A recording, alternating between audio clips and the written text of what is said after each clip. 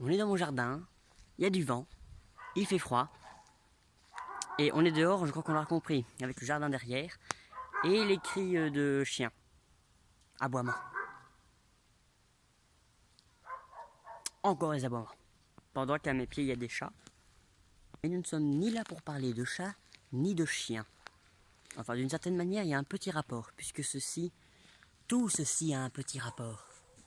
Je suis dans un jardin, il y a du végétal. À mes pieds, il y a des chats. Et des chiens, on les entend. Ce sont des animaux. Dans le jardin, il y a des végétaux. Et moi, je vais parler de cellules. Alors voilà comment ça va se passer. Je m'excuse d'avance si je vais passer mon temps à être rivé les yeux comme ceci, parce que je n'ai pas assez de mémoire pour retenir le texte. Allez, c'est parti. La différence entre les cellules animales et végétales.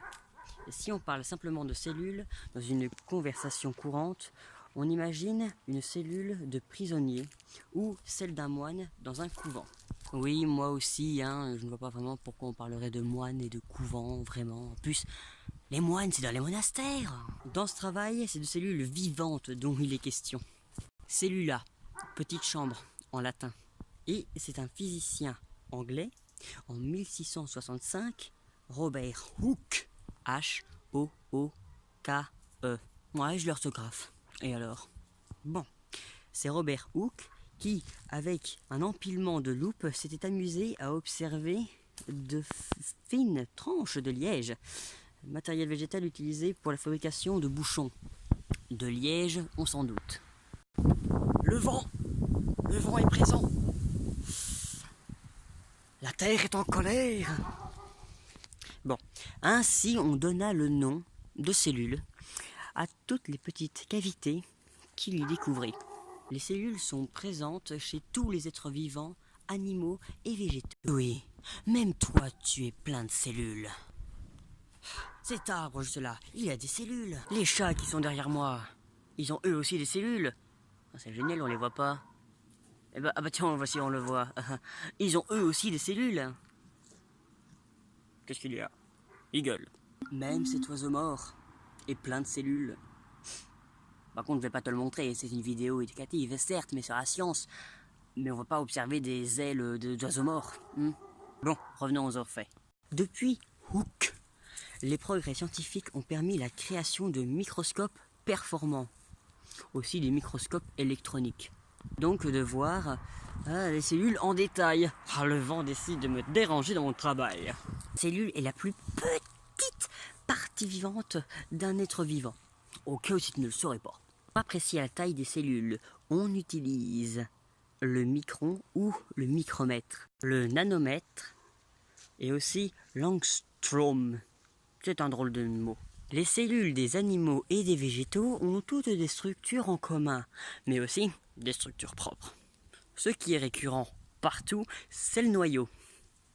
Le noyau, c'est une région très importante de la cellule, car c'est là qu'est contenu l'ADN, ou acide désoxybri... Très compliqué à dire ça aussi. Alors on va s'en tenir à ADN. Je viens de remarquer que j'avais oublié un mot. C'est reparti. Alors soit ça contient l'ADN ou l'acide désoxyribonucléique. Nucléique. On parle quand même de nucléaire là. Les cellules sont nucléaires. Boum! Bon, c'est le noyau qui contient le code de fabrication de substances par la cellule et que transmet les caractères héréditaires au cours des générations. Le vent m'en veut encore.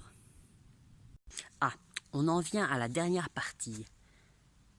Et bien là, les caractères essentiels différents entre une cellule animale et végétale. La cellule animale a une membrane simple, une forme variable, n'a pas de cavité à l'intérieur du cytoplasme, n'a pas de plaste. Plaste. As-tu entendu? Plaste. Oh, il y a la lune au-dessus de moi. Plaste. Plaste. C'était très joli comme mot. Alors maintenant, nous parlons de la cellule végétale. Elle a une membrane double, consolidée par une couche de cellulose.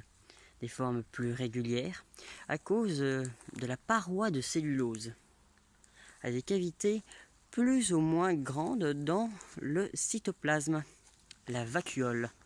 Et j'ai beaucoup de mal parlé, j'ai bien remarqué. Ensuite, il y a justement, il y a des plastes, ou alors des formations contenant la chlorophylle qui est verte, au cas où tu ne le saurais pas. L'amidon, donc. Ouf, les chats s'emballent. Alors, l'amidon, qui lui sert de réserve, comme avec le riz, les pommes de terre, etc. Les pigments colorés, qui eux, donnent la couleur des fleurs, des fruits, etc. Bon, j'ai enfin fini de lire. C'est donc à la fin de cette vidéo. J'espère que je t'aurai appris au moins un truc, hein, parce que deux, éventuellement, on peut toujours rêver, mais bon, on va rester sur un truc au moins. J'espère que ça n'aura pas été trop chiant pour toi. Donc, cette vidéo est terminée. Bon voilà, j'espère que je t'aurai appris un ou deux trucs. A bientôt, merci d'avoir regardé cette vidéo. C'était sur les cellules animales et végétales. Il fait froid, toujours dehors. J'ai les doigts qui gèlent, qui gonflent, je ne sais pas pourquoi, je suis tout rouge, Eh bien, au revoir. Salut.